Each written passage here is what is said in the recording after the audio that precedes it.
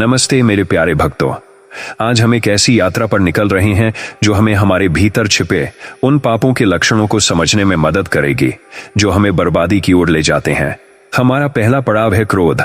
वह आग जो मनुष्य के मन को भस्म कर देती है, उसकी बुद्धि को नष्ट करती है और उसे महादेव की कृपा से दूर ले जाती है। लेकिन चिंता न करें, क्योंकि भोलेनाथ की शरण में हर पाप का अंत संभव है। क्रोध क्या है? यह वह भावना है जो हमारे मन में तब जन्म लेती है जब हमारी इच्छाएं पूरी नहीं होती, जब हमें लगता है कि हमारे साथ अन्याय हुआ है या जब हम अपने आप को दूसरों से श्रेष्ठ मानने लगते हैं। यह एक ऐसी आग है जो पहले हमारे भीतर जलती है और फिर हमारे रिश्तों, हमारे समाज और हमारी आत्मा को जलाकर राख कर देती है। मनुस्मृति में कहा गया है कि क्रोध मनुष्य को अधर्म की ओर ले जाता है और अधर्म ही बर्बादी का मूल कारण है। आइए एक कहानी से शुरू करते हैं। कहानी। क्रोध का परिणाम। प्राचीन काल में हिमालय की तलहटी में एक तपस्वी रहते थे जिनका नाम था विश्वामित्र। विश्वामित्र एक महान ऋषि थे, लेकिन उनके जीवन का एक समय ऐसा था जब वे क्रोध के वश में थे। एक बार वे राजा हरिश्चंद्र के दरबार में गए और उन्होंने राजा से उनकी सारी संपत्ति दान में मांग ली। राजा ने अपनी निष्ठा और धर्म के प्रति समर्पण दिखाते हुए सब कुछ दान कर दिया, लेकिन विश्वामित्र का क्रोध यहीं नहीं रुका। उन्होंने राजा की निष्ठा की और परीक्षा लेनी चाहिए। क्रोध और अहंकार के कारण विश्वामित्र ने राजा को बार बार कठिन परिस्थितियों में डाला, जिससे न केवल राजा का जीवन दुखमय हुआ, बल्कि विश्वामित्र की तपस्या भी भंग होने के कगार पर आ गई। लेकिन महादेव की कृपा से विश्वामित्र को अंततः अपनी गलती का एहसास हुआ। एक दिन जब वे कैलाश पर्वत पर ध्यान मग्न थे, भगवान शिव ने उन्हें दर्शन दिए और कहा, विश्वामित्र, क्रोध तुम्हारी तपस्या का सबसे बड़ा शत्रु है। यह न केवल तुम्हें बल्कि दूसरों को भी दुख देता है। मेरी शरण में आओ और इस आग को शांत करो। विश्वामित्र ने महादेव की बात मानी। उन्होंने ध्यान और भक्ति के माध्यम से अपने क्रोध को नियंत्रित किया और अंततः एक महान ऋषि के रूप में विश्व में प्रसिद्ध हुए। यह कहानी हमें सिखाती है कि क्रोध कितना विनाशकारी हो सकता है, लेकिन महादेव की कृपा से उस पर विजय पाई जा सकती है। क्रोध का प्रभाव। बर्बादी का रास्ता। क्रोध एक ऐसा पाप है जो हमारे जीवन के हर पहलू को प्रभावित करता है। यह हमारे मन की शांति छीन लेता है, हमारे रिश्तों में दरार डालता है और हमें गलत निर्णय लेने के लिए मजबूर करता है। आइए इसके कुछ प्रभावों को समझते हैं। मन की अशांति। जब हम क्रोधित होते हैं, हमारा मन अशांत हो जाता है। हम सही और गलत के बीच अंतर नहीं कर पाते। यह अशांति हमें गलत रास्ते पर ले जाती है, जैसे कि दूसरों को चोट पहुंचाना या अनुचित व्यवहार करना। रिश्तों का विनाश। क्रोध के कारण हम अपने प्रियजनों से दूर हो जाते हैं। एक छोटा सा क्रोध का क्षण वर्षों पुराने रिश्तों को तोड़ सकता है। उदाहरण के लिए, एक पिता का अपने बच्चे पर क्रोध या एक मित्र का दूसरे मित्र पर गुस्सा रिश्तों में स्थायी कटुता ला सकता है। स्वास्थ्य पर प्रभाव। चिकित्सा विज्ञान भी कहता है कि क्रोध हमारे शारीरिक और मानसिक स्वास्थ्य को नुकसान पहुंचाता है। ये उच्च रक्तचाप, हृदय रोग और तनाव जैसी समस्याओं का कारण बनता है। आध्यात्मिक पतन। क्रोध हमें भगवान से दूर ले जाता है।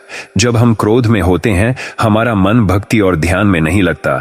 हम महादेव के चरणों से दूर हो जाते हैं और हमारी आत्मा अधर्म की ओर बढ़ती है। सामाजिक हानि।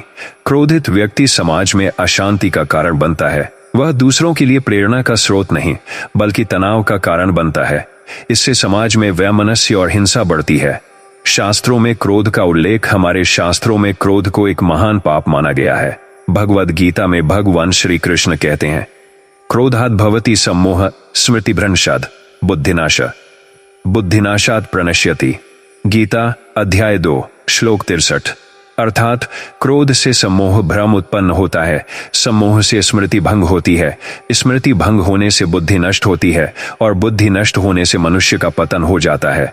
यह श्लोक हमें बताता है कि क्रेसियारेल C2 कॉपी क्रोध एक ऐसी श्रृंखला शुरू करता है जो अंततः मनुष्य को बर्बादी की ओर ले जाती है।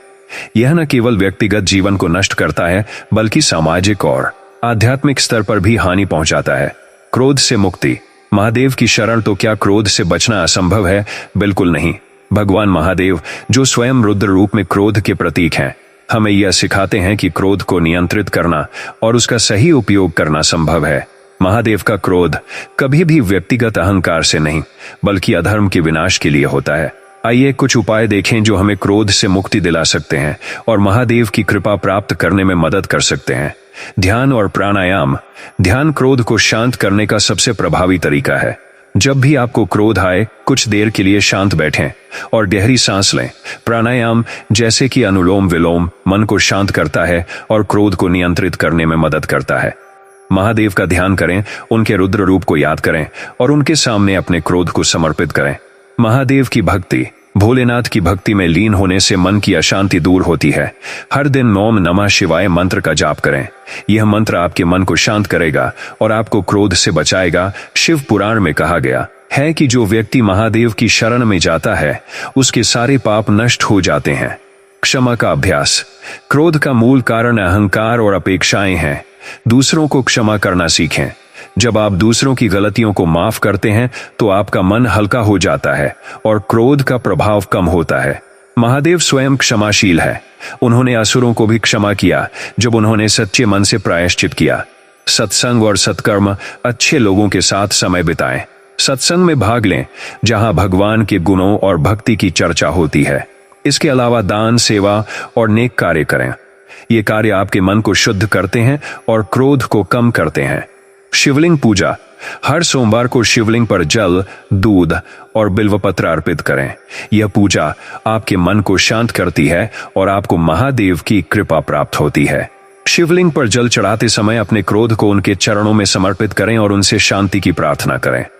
एक और कहानी, क्रोध पर विजय। आइए एक और कहानी सुने जो हमें क्रोध से मुक्ति का मार्ग दिखाती है। एक गांव में एक साधु रहते थे जिनका नाम था नारद। नारद बहुत ज्ञानी थे, लेकिन उनका एक शिष्य गोविंद बहुत क्रोधी स्वभाव का था। एक दिन गोविंद ने गांव के एक व्यक्ति से छोटी सी बात पर विवाद कर लिया और उसे अपशब्द कह दिए। ये बात साधु नारद तक पहुंची। नारद ने गोविंद को बुलाया और कहा, गोविंद, तुम्हारा क्रोध तुम्हें और दूसरों को दुख दे रहा है। मैं तुम्हें एक उपाय बताता हूं।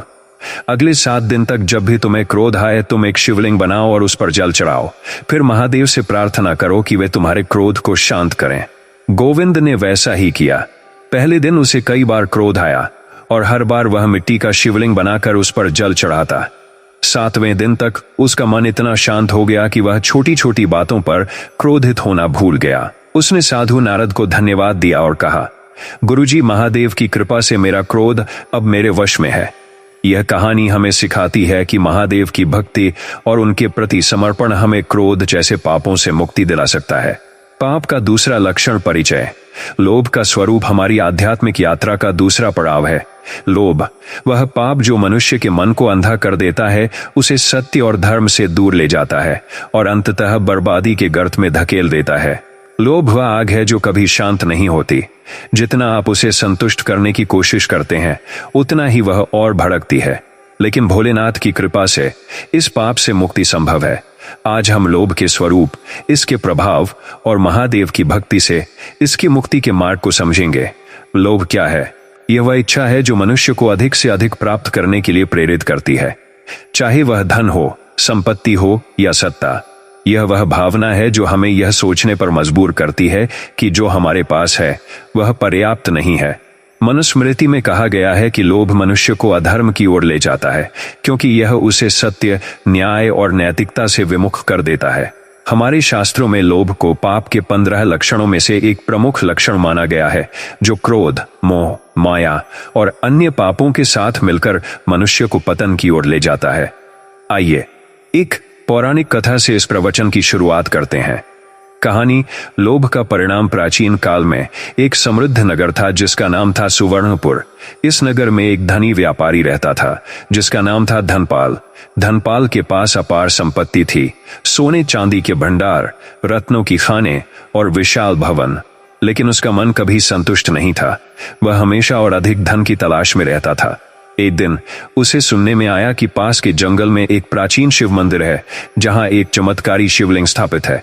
कहा जाता था कि जो सच्चे मन से उस शिवलिंग की पूजा करता है, उसे उसकी मनोकामना पूरी होती है। धनपाल ने सोचा, अगर मैं उस शिवलिंग की पूजा करूं तो मैं और अधिक धन प्राप्त कर सकता हूं। लेकिन उसका मकसद भक्ति नहीं बल्कि लोभ था।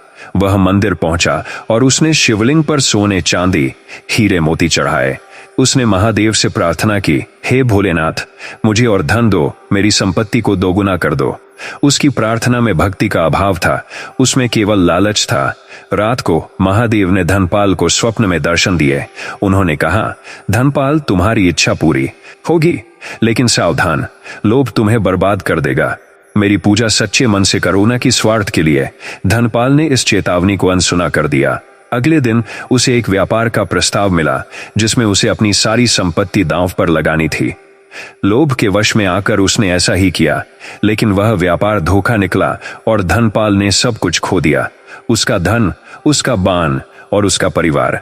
निराश और टूटा हुआ धनपाल फिर से उसी मंदिर में लौटा। इस बार उसने सच्चे मन से महादेव की शरण ली। उसने कहा, हे महादेव, मेरा लोभ मुझे ले डूबा, अब मैं केवल आपकी भक्ति चाहता हूं। महादेव प्रसन्न हुए और उन्होंने धनपाल को आशीर्वाद दिया। धनपाल ने अपना जीवन भक्ति और सत्कर्म में बिताया और उसे सच्ची शांति प्राप्त हुई। यह कहानी हमें सिखाती है कि लोभ हमें अंधा कर देता है, लेकिन महादेव की कृपा से हम इस पाप से मुक्त हो सकते हैं। लोभ का प्रभाव। बर्बादी का रास्ता। लोभ एक ऐसा पाप है जो मनुष्य को धीरे धीरे नष्ट करता है। यह न केवल व्यक्ति को, बल्कि उसके परिवार, समाज और आत्मा को भी प्रभावित करता है। आइए इसके प्रभावों को विस्तार से समझें। मन की अशांति। लोभ मनुष्य को कभी संतुष्ट नहीं होने देता। वह हमेशा और अधिक की चाहत रखता है, जिससे उसका मन अशांत रहता है। यह अशांति उसे सुख और शांति से वंचित कर देती है। रिश्तों में टूटन। लोभ के कारण व्यक्ति अपने रिश्तों को भूल जाता है। वह धन, संपत्ति या सत्ता के पीछे भागता है और अपने परिवार और मित्रों को नजरअंदाज कर देता है। उदाहरण के लिए, एक भाई का अपने भाई से संपत्ति के लिए झगड़ा करना लोभ का परिणाम है। नैतिक पतन। लोभ व्यक्ति को अनैतिक कार्यों की ओर ले जाता है। चोरी, धोखाधड़ी और अन्याय जैसे कार्य लोभ के कारण ही होते हैं। यह व्यक्ति को अधर्म के रास्ते पर ले जाता है। आध्यात्मिक हानि। लोभ के कारण व्यक्ति भगवान और भक्ति से दूर हो जाता है। वह पूजा पाठ को भी एक सौदा समझने लगता है, जैसे कि धनपाल ने किया। यह उसे महादेव की कृपा से वंचित कर देता है। सामाजिक असंतुलन। लोभ समाज में असमानता और वैमनस्य को बढ़ावा देता है। जब लोग केवल अपने लाभ के लिए काम करते हैं, तो समाज में गरीबी, भेदभाव और हिंसा बढ़ती है। शास्त्रों में लोभ का उल्लेख। हमारे शास्त्रों में लोभ को एक गंभीर पाप माना गया है। भगवद गीता में भगवान श्री कृष्ण कहते हैं, काम, क्रोध तथा लोभ तस्मात् एतत्त्रयं त्यजेत। गीता अध्याय 16 श्लोक 21। अर्थात काम, क्रोध और लोभ, ये तीनों नरक के द्वार हैं। इनसे बचना चाहिए। यह श्लोक हमें बताता है कि लोभ उन 3 प्रमुख पापों में से एक है जो मनुष्य को नरक की ओर ले जाते हैं। शिव पुराण में भी लोभ को एक ऐसी बाधा बताया गया है जो भक्ति के मार्ग में रुकावट डालती है। जो व्यक्ति लोभ के वश में होता है, वह महादेव के चरणों में सच्चे मन से नहीं पहुंच सकता। लोभ से मुक्ति। महादेव की शरण। महादेव, जो स्वयं संतोष और वैराग्य के प्रतीक है, हमें लोभ से मुक्ति का मार्ग दिखाते हैं। उनके जीवन में कई ऐसे उदाहरण हैं जहां उन्होंने लोभ को त्याग कर भक्ति और सत्य का मार्ग चुना। संतोष का अभ्यास। संतोष लोभ का सबसे बड़ा शत्रु है। जो आपके पास है उसमें खुश रहना सीखें। हर दिन सुबह महादेव को धन्यवाद दें कि उन्होंने आपको जीवन, स्वास्थ्य और परिवार दिया। इससे आपका मन लोभ से मुक्त होगा। महादेव की भक्ति। बोम नमः शिवाय मंत्र का जाप करें। यह मंत्र आपके मन को शुद्ध करता है और लोभ की भावना को कम करता है। हर सोमवार को शिवलिंग पर जल और बिल्व पत्र चढ़ाएं और सच्चे मन से प्रार्थना करें कि महादेव आपको लोभ से मुक्त करें। दान और सेवा। लोभ को कम करने का सबसे अच्छा तरीका है दान करना। अपनी आय का एक हिस्सा गरीबों, जरूरतमंदों या मंदिरों में दान करें। दूसरों की सेवा करें, जैसे कि भूखों को भोजन देना या बीमारों की मदद करना। यह आपके मन को शुद्ध करेगा। ध्यान और आत्मचिंतन। हर दिन कुछ समय निकालकर ध्यान करें। अपने मन से पूछें, मुझे और अधिक की चाहत क्यों है। महादेव का ध्यान करें और उनसे प्रार्थना करें कि वे आपके मन को संतोष से भर दें। शास्त्रों का अध्ययन। भगवद गीता, शिव पुराण और अन्य शास्त्रों का अध्ययन करें। ये ग्रंथ आपको लोभ के दुष्परिणामों और संतोष के महत्व को समझने में मदद करेंगे। एक और कहानी। लोभ पर विजय। एक गांव में एक गरीब किसान रहता था, जिसका नाम था रामू। रामू के पास ज्यादा धन संपत्ति नहीं थी, लेकिन वह हमेशा संतुष्ट रहता था। एक दिन उसे जंगल में एक सोने का सिक्का मिला। उसने सोचा, यह सिक्का मुझे धनवान बना सकता है। लेकिन लोभ ने उसके मन को जकड़ लिया और वह हर दिन जंगल में और सिक्कों की तलाश में जाने लगा। एक दिन जंगल में उसे एक साधु मिले। साधु ने उससे कहा, रामू, यह लोभ तुम्हें बर्बाद कर देगा। इस सिक्के को महादेव के मंदिर में चढ़ा दो और उनके चरणों में सच्ची भक्ति मांगो। रामू ने साधु की बात मानी। उसने सिक्का मंदिर में चढ़ाया और महादेव से प्रार्थना की, हे भोलेनाथ, मुझे लोभ से मुक्ति दो और सच्ची शांति दो। महादेव प्रसन्न हुए। उन्होंने रामू को स्वप्न में दर्शन दिए और कहा, रामू, तुमने लोभ को त्याग दिया, अब तुम्हें मेरी कृपा प्राप्त होगी। इसके बाद रामू का जीवन सुख और शांति से भर गया। उसने अपनी मेहनत से धन कमाया, लेकिन कभी लोभ नहीं किया। लोभ और अन्य पापों का जिक्र, लोभ अकेला पाप नहीं है, यह उन 15 पापों में से एक है जो मनुष्य को बर्बादी की ओर ले जाते हैं। अन्य पापों में क्रोध, मोह, माया, अहंकार, ईर्ष्या, हिंसा और चोरी जैसे लक्षण शामिल हैं। ये सभी पाप एक दूसरे से जुड़े हैं। उदाहरण के लिए, लोभ के कारण व्यक्ति में ईर्ष्या जन्म लेती है और ईर्ष्या उसे हिंसा या चोरी जैसे कार्यों की ओर ले जाती है। लेकिन महादेव की कृपा से इन सभी पापों से मुक्ति संभव है। निष्कर्ष, महादेव की शरण में शांति। लोभ एक ऐसी जंजीर है जो हमें बांध लेती है, लेकिन महादेव की भक्ति इस जंजीर को तोड़ सकती है।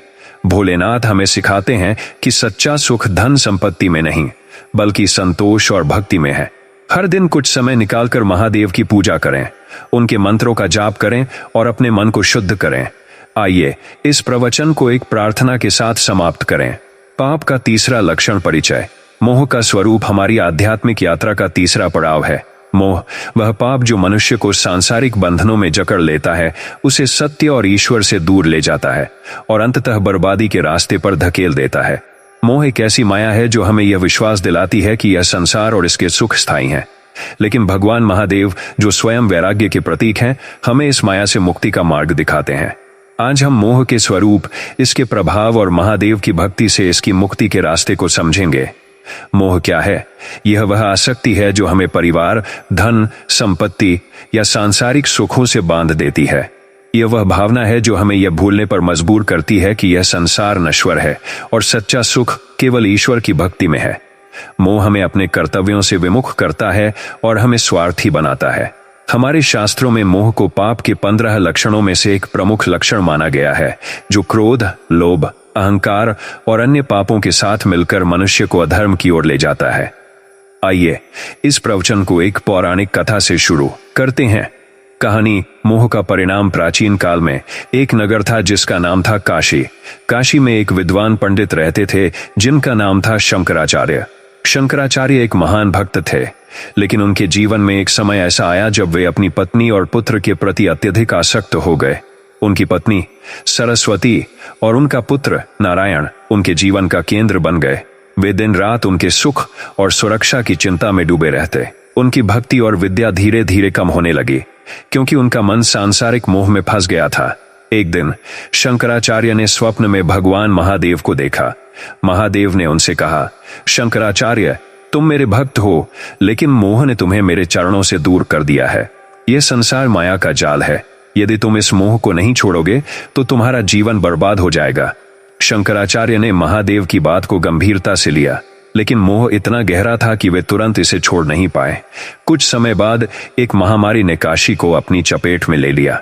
शंकराचार्य की पत्नी और पुत्र उस महामारी में चल बसे। शंकराचार्य का हृदय टूट गया। दुखी और निराश वे गंगा तट पर बैठकर रोने लगे। तभी महादेव ने उन्हें फिर से दर्शन दिए और कहा, शंकराचार्य, यह संसार नश्वर है। तुमने जो खोया वह माया का हिस्सा था।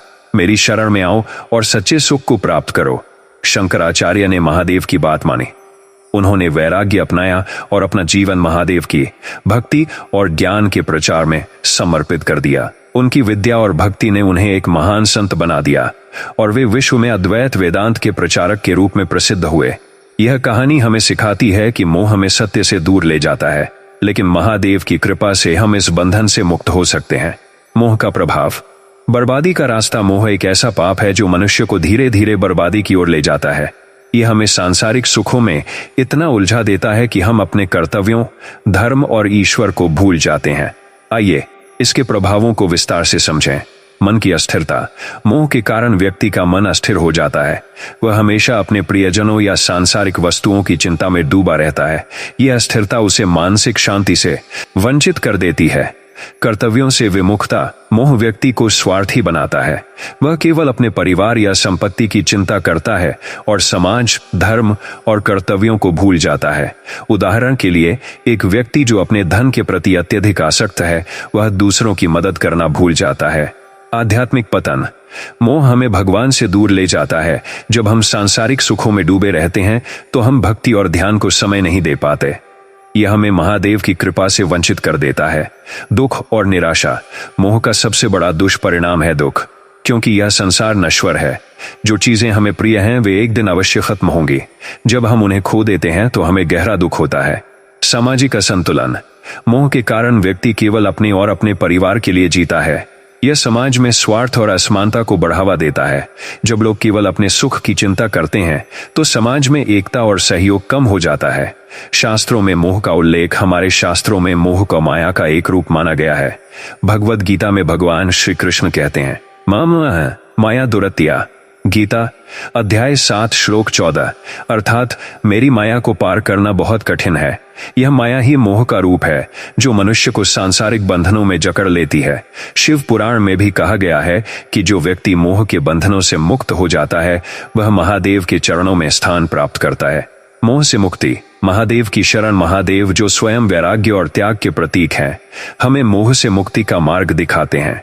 उनके जीवन में कई उदाहरण हैं जहां उन्होंने सांसारिक सुखों को ठुकराकर भक्ति और सत्य का मार्ग चुना। आइए कुछ उपाय देखें जो हमें मोह से मुक्ति दिला सकते हैं। वैराग्य का अभ्यास। वैराग्य का अर्थ है सांसारिक सुखों से दूरी बनाना। इसका मतलब यह नहीं कि आप अपने परिवार या कर्तव्यों को छोड़ दें, बल्कि यह समझें कि यह संसार नश्वर है।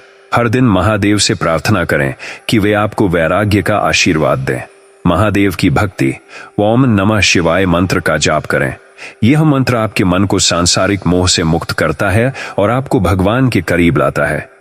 हर सोमवार को शिवलिंग पर जल, दूध और बिल्वपत्र चढ़ाएं। यह पूजा आपके मन को शांत करती है। ध्यान और आत्मचिंतन। हर दिन कुछ समय निकालकर ध्यान करें। अपने मन से पूछें, मैं इन सांसारिक चीजों से इतना क्यों जुड़ा हूं? महादेव का ध्यान करें और उनसे प्रार्थना करें कि वे आपको मोह से मुक्त करें। सत्संग और शास्त्रों का अध्ययन। सत्संग में भाग लें जहां भगवान और भक्ति की चर्चा होती है। भगवद गीता, शिव पुराण और अन्य शास्त्रों का अध्ययन करें। ये ग्रंथ आपको मोह के दुष्परिणामों और वैराग्य के महत्व को समझने में मदद करेंगे। सेवा और दान। दूसरों की सेवा करें। गरीबों को भोजन दें, जरूरतमंदों की मदद करें। यह आपके मन को सांसारिक आसक्ति से मुक्त करेगा और आपको महादेव की कृपा प्राप्त होगी। एक और कहानी। मोह पर विजय। एक गांव में एक साधारण कारीगर रहता था जिसका नाम था गोपाल। गोपाल अपनी पत्नी और बच्चों से बहुत प्यार करता था। वह दिन रात उनके लिए मेहनत करता और उनके सुख की चिंता में डूबा रहता। लेकिन उसकी यह आसक्ति इतनी बढ़ गई कि वह अपने कर्तव्यों को भूलने लगा। वह मंदिर जाना छोड़ चुका था और उसका मन हमेशा चिंताओं से भरा रहता था। एक दिन एक साधु उनके गांव में आए। साधु ने गोपाल की स्थिति देखी और उससे कहा, गोपाल, तुम्हारा मोह तुम्हें दुख दे रहा है। यह संसार नश्वर है। तुम्हें अपने परिवार से प्यार करना चाहिए, लेकिन यह प्यार मोह में नहीं बदलना चाहिए। महादेव की शरण में जाओ। गोपाल ने साधु की सलाह मानी। उसने हर दिन महादेव की पूजा शुरू की और ओम नमः शिवाय मंत्र का जाप किया। धीरे धीरे गोपाल का मन शांत हुआ। उसने समझा कि सच्चा सुख महादेव की भक्ति में है। उसने अपने परिवार की देखभाल जारी रखी, लेकिन अब वह मोह में नहीं बल्कि कर्तव्य और प्रेम के साथ ऐसा करता था। महादेव की कृपा से उसका जीवन सुख और शांति से भर गया। मोह और अन्य पापों का जिक्र। मोह उन 15 पापों में से एक है जो मनुष्य को बर्बादी की ओर ले जाते हैं। अन्य पाप जैसे क्रोध, लोभ, अहंकार, ईर्ष्या और हिंसा भी मनुष्य को अधर्म के रास्ते पर ले जाते हैं। मोह इन सभी पापों को बढ़ावा देता है क्योंकि यह हमें सत्य से दूर करता है। उदाहरण के लिए, मोह के कारण व्यक्ति लोभ करता है और लोभ उसे चोरी या हिंसा की ओर ले जाता है। लेकिन महादेव की कृपा से इन सभी पापों से मुक्ति संभव है। निष्कर्ष, महादेव की शरण में शांति। मोह एक ऐसी माया है जो हमें सांसारिक बंधनों में जकड़ लेती है, लेकिन महादेव की भक्ति इस माया को तोड़ सकती है। भोलेनाथ हमें सिखाते हैं कि सच्चा सुख सांसारिक सुखों में नहीं, बल्कि वैराग्य और भक्ति में है। हर दिन कुछ समय निकालकर महादेव की पूजा करें, उनके मंत्रों का जाप करें और अपने मन को शुद्ध करें। पाप का चौथा लक्षण परिचय। अहंकार का स्वरूप हमारी आध्यात्मिक यात्रा का चौथा पड़ाव है। अहंकार वह पाप जो मनुष्य को यह विश्वास दिलाता है कि वह सबसे श्रेष्ठ है और उसे सत्य, धर्म और ईश्वर से दूर ले जाता है। अहंकार वह अंधापन है जो हमें अपनी सीमाओं को भूलने और दूसरों को छोटा समझने के लिए प्रेरित करता है। लेकिन भगवान महादेव, जो स्वयं नम्रता और समर्पण के प्रतीक हैं, हमें इस अहंकार से मुक्ति का मार्ग दिखाते हैं। आज हम अहंकार के स्वरूप, इसके प्रभाव और महादेव की भक्ति से इसकी मुक्ति के रास्ते को समझेंगे। अहंकार क्या है? यह वह भावना है जो हमें यह सोचने पर मजबूर करती है कि हम दूसरों से बेहतर हैं, चाहे वह हमारी बुद्धि, धन, बल या सामाजिक स्थिति के कारण हो। यह वह भाव है जो हमें दूसरों का अपमान करने, उनकी भावनाओं को ठेस पहुंचाने और स्वयं को सर्वोपरि मानने के लिए प्रेरित करता है। हमारे शास्त्रों में अहंकार को पाप के 15 लक्षणों में से एक प्रमुख लक्षण माना गया है, जो क्रोध, लोभ, मोह और अन्य पापों के साथ मिलकर मनुष्य को बर्बादी की ओर ले जाता है। आइए इस प्रवचन को एक पौराणिक कथा से शुरू करते हैं। कहानी। अहंकार का परिणाम। प्राचीन काल में एक विद्वान ब्राह्मण रहते थे जिनका नाम था दुर्वासा। दुर्वासा अपनी विद्या और तपस्या के लिए प्रसिद्ध थे, लेकिन उनका अहंकार भी उतना ही बड़ा था। वे अपनी शक्ति और ज्ञान पर इतना गर्व करते थे कि दूसरों को छोटा समझते थे। एक बार वे राजा अम्बरीश के दरबार में पहुंचे। राजा अम्बरीश एक महान शिव भक्त थे और उन्होंने दुर्वासा का आदर सत्कार किया। लेकिन एक छोटी सी बात पर दुर्वासा को क्रोध आ गया। उन्होंने राजा को अपमानित किया और अपनी तपस्या की शक्ति से उन्हें शाप देने की धमकी दी। दुर्वासा का अहंकार इतना बढ़ गया कि उन्होंने महादेव की शक्ति को भी चुनौती दी। लेकिन महादेव, जो धर्म के रक्षक हैं, ने राजा अम्बरीश की रक्षा की। उनके सुदर्शन चक्र ने दुर्वासा को खदेड़ दिया और वे अपनी जान बचाने के लिए भागे। अंततः दुर्वासा को अपनी गलती का एहसास हुआ। वे कैलाश पर्वत पर महादेव के चरणों में पहुंचे और क्षमा मांगी। महादेव ने उन्हें क्षमा किया और कहा, दुर्वासा, अहंकार तुम्हारी तपस्या का सबसे बड़ा शत्रु है। नम्रता अपनाओ और मेरी भक्ति में लीन हो जाओ। दुर्वासा ने महादेव की सलाह मानी। उन्होंने अपने अहंकार को त्यागा और अपना जीवन भक्ति और सत्कर्म में समर्पित कर दिया। यह कहानी हमें सिखाती है कि अहंकार कितना विनाशकारी हो सकता है, लेकिन महादेव की कृपा से उस पर विजय पाई जा सकती है। अहंकार का प्रभाव। बर्बादी का रास्ता। अहंकार एक ऐसा पाप है जो मनुष्य को धीरे धीरे नष्ट करता है। यह हमें दूसरों से अलग करता है, हमारे रिश्तों को तोड़ता है और हमें ईश्वर से दूर ले जाता है। आइए इसके प्रभावों को विस्तार से समझें। मन की अशांति। अहंकार के कारण व्यक्ति का मन हमेशा अशांत रहता है। वह दूसरों से श्रेष्ठता सिद्ध करने की होड़ में लगा रहता है, जिससे उसे मानसिक शांति नहीं मिलती। रिश्तों में टूटन। अहंकार के कारण व्यक्ति अपने प्रियजनों, मित्रों और सहकर्मियों से दूर हो जाता है। वह दूसरों को छोटा समझता है और उनकी भावनाओं की कद्र नहीं करता। उदाहरण के लिए, एक व्यक्ति जो अपनी बुद्धि पर घमंड करता है, वह दूसरों की सलाह को अनसुना कर देता है, जिससे रिश्ते टूट जाते हैं। आध्यात्मिक पतन। अहंकार हमें भगवान से दूर ले जाता है। जब हम स्वयं को सर्वोपरि मानते हैं तो हम भक्ति और समर्पण को भूल जाते हैं। यह हमें महादेव की कृपा से वंचित कर देता है। सामाजिक असंतुलन। अहंकारी व्यक्ति समाज में अशांति और वैमनस्य फैलाता है। वह दूसरों को नीचा दिखाने की कोशिश करता है, जिससे समाज में एकता और सहयोग कम हो जाता है। नैतिक पतन। अहंकार के कारण व्यक्ति अनैतिक कार्यों की ओर बढ़ता है। वह अपनी श्रेष्ठता सिद्ध करने के लिए झूठ, धोखा या अन्याय कर सकता है। शास्त्रों में अहंकार का उल्लेख। हमारे शास्त्रों में अहंकार को एक गंभीर पाप माना गया है। भगवद गीता में भगवान श्री कृष्ण कहते हैं, अहंकारं बलं दर्पं कामों क्रोधं च संश्रिता। गीता अध्याय 16 श्लोक 4। अर्थात अहंकार, बल, दर्प, काम और क्रोध ही आसुरी प्रवृत्तियां हैं जो मनुष्य को पतन की ओर ले जाती हैं। शिव पुराण में भी अहंकार को भक्ति के मार्ग में सबसे बड़ी बाधा बताया गया है। जो व्यक्ति अहंकार में डूबा रहता है, वह महादेव के चरणों में सच्चे मन से नहीं पहुंच सकता। अहंकार से मुक्ति।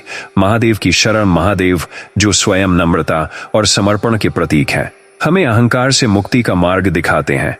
उनके जीवन में कई उदाहरण हैं जहां उन्होंने अहंकार को परास्त किया। उदाहरण के लिए, जब भस्मासुर ने अपनी शक्ति पर घमंड किया तो महादेव ने उसे नम्रता का पाठ पढ़ाया। आइए कुछ उपाय देखें जो हमें अहंकार से मुक्ति दिला सकते हैं। नम्रता का अभ्यास। नम्रता अहंकार का सबसे बड़ा शत्रु है। दूसरों का सम्मान करें, उनकी बात सुनें और अपनी गलतियों को स्वीकार करें। हर दिन महादेव से प्रार्थना करें कि वे आपको नम्रता का आशीर्वाद दें। महादेव की भक्ति। ओम नमः शिवाय मंत्र का जाप करें। यह मंत्र आपके मन को शुद्ध करता है और अहंकार को कम करता है। हर सोमवार को शिवलिंग पर जल, दूध और बिल्व पत्र चढ़ाएं। यह पूजा आपके मन को शांत करती है और आपको महादेव की कृपा प्राप्त होती है। सेवा और दान। दूसरों की सेवा करें, गरीबों की मदद करें, जरूरतमंदों को भोजन दें। यह आपके मन को नम्र बनाएगा और अहंकार को कम करेगा। ध्यान और आत्मचिंतन। हर दिन कुछ समय निकालकर ध्यान करें। अपने मन से पूछें, मैं दूसरों से श्रेष्ठ क्यों मानता हूं? महादेव का ध्यान करें और उनसे प्रार्थना करें कि वे आपके अहंकार को दूर करें। सत्संग और शास्त्रों का अध्ययन। सत्संग में भाग लें जहां भगवान और भक्ति की चर्चा होती है। भगवद गीता, शिव पुराण और अन्य शास्त्रों का अध्ययन करें। ये ग्रंथ आपको अहंकार के दुष्परिणामों और नम्रता के महत्व को समझने में मदद करेंगे। एक और कहानी। अहंकार पर विजय। एक गांव में एक धनी सेठ रहता था जिसका नाम था माधव। माधव अपनी संपत्ति और बुद्धि पर बहुत घमंड करता था। वह गांव के लोगों को छोटा समझता और हमेशा अपनी प्रशंसा सुनना चाहता था। एक दिन गांव में एक साधु आए। साधु ने माधव को देखा और कहा, माधव, तुम्हारा अहंकार तुम्हें बर्बाद कर देगा। महादेव की शरण में जाओ और नम्रता सीखो। माधव ने साधु की बात को मजाक में उड़ा दिया, लेकिन कुछ समय बाद एक बड़ा व्यापारिक नुकसान हुआ और माधव ने अपनी सारी संपत्ति खो दी। लोग जिन्हें वह छोटा समझता था अब उसका मजाक उड़ाने लगे। टूटा हुआ और निराश माधव उस साधु के पास गया और क्षमा मांगी। साधु ने उसे सलाह दी कि वह हर दिन महादेव की पूजा करे और ओम नमः शिवाय मंत्र का जाप करे। माधव ने ऐसा ही किया। उसने नम्रता अपनाई और दूसरों की मदद शुरू की। धीरे धीरे उसका मन शांत हुआ और उसे महादेव की कृपा प्राप्त हुई। उसने फिर से अपनी मेहनत से धन कमाया, लेकिन अब वह अहंकार नहीं करता था। ये कहानी हमें सिखाती है कि अहंकार हमें नीचे गिराता है, लेकिन महादेव की भक्ति हमें उठाती है। अहंकार और अन्य पापों का जिक्र। अहंकार उन 15 पापों में से एक है जो मनुष्य को बर्बादी की ओर ले जाते हैं। अन्य पाप जैसे क्रोध, लोभ, मोह, ईर्ष्या और हिंसा भी मनुष्य को अधर्म के रास्ते पर ले जाते हैं। अहंकार इन सभी पापों को बढ़ावा देता है क्योंकि यह हमें दूसरों को छोटा समझने और स्वार्थी बनने के लिए प्रेरित करता है। उदाहरण के लिए, अहंकार के कारण व्यक्ति में ईर्ष्या जन्म लेती है और ईर्ष्या उसे हिंसा या धोखे की ओर ले जाती है। लेकिन महादेव की कृपा से इन सभी पापों से मुक्ति संभव है। निष्कर्ष, महादेव की शरण में शांति। अहंकार एक ऐसी दीवार है जो हमें दूसरों और ईश्वर से अलग करती है, लेकिन महादेव की भक्ति इस दीवार को तोड़ सकती है। भोलेनाथ हमें सिखाते हैं कि सच्ची महानता नम्रता और समर्पण में है। हर दिन कुछ समय निकालकर महादेव की पूजा करें, उनके मंत्रों का जाप करें और अपने मन को शुद्ध करें। आइए इस प्रवचन को एक प्रार्थना के साथ समाप्त करें। पाप का 5वां लक्षण। परिचय।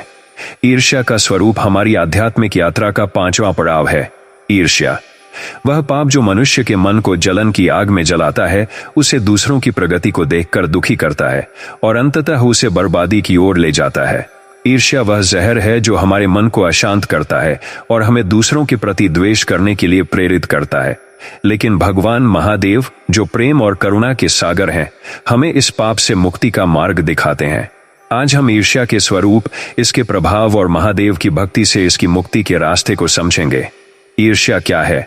यह वह भावना है जो तब उत्पन्न होती है जब हम दूसरों की सफलता, सुख या संपत्ति को देखकर जलन महसूस करते हैं। यह वह भाव है जो हमें यह सोचने पर मजबूर करता है कि दूसरों के पास जो है वह हमें मिलना चाहिए था।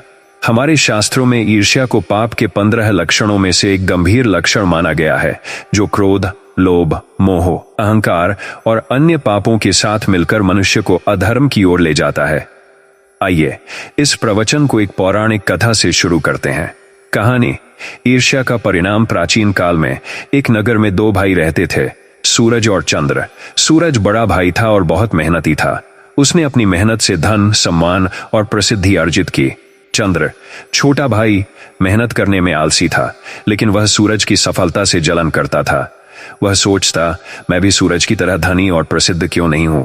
उसकी यह जलन धीरे धीरे ईर्ष्या में बदल गई। एक दिन चंद्र ने सूरज के खिलाफ एक षड्यंत्र रचा। उसने गांव वालों के बीच सूरज के बारे में झूठी अफवाहें फैलाईं, जिससे सूरज का सम्मान कम हो गया। लेकिन सूरज एक सच्चा शिव भक्त था। वह हर दिन महादेव के मंदिर में जाकर प्रार्थना करता और अपनी परेशानियों को उनके चरणों में समर्पित करता। एक रात महादेव ने चंद्र को स्वप्न में दर्शन दिए और कहा, चंद्र, तुम्हारी ईर्ष्या तुम्हें और तुम्हारे भाई को बर्बाद कर देगी। अपने मन को शुद्ध करो और मेरी शरण में आओ। चंद्र को अपनी गलती का एहसास हुआ। उसने सूरज से क्षमा मांगी और गांव वालों को सच्चाई बताई।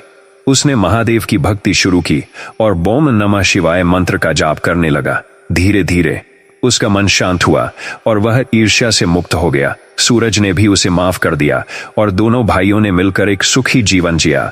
यह कहानी हमें सिखाती है कि ईर्ष्या हमारे मन को जहर से भर देती है, लेकिन महादेव की कृपा से हम इस पाप से मुक्त हो सकते हैं। ईर्ष्या का प्रभाव, बर्बादी का रास्ता। ईर्ष्या एक ऐसा पाप है जो मनुष्य को अंदर से खोखला कर देता है। यह न केवल व्यक्ति को बल्कि उसके रिश्तों और समाज को भी नष्ट करता है। आइए इसके प्रभावों को समझें। मन की अशांति।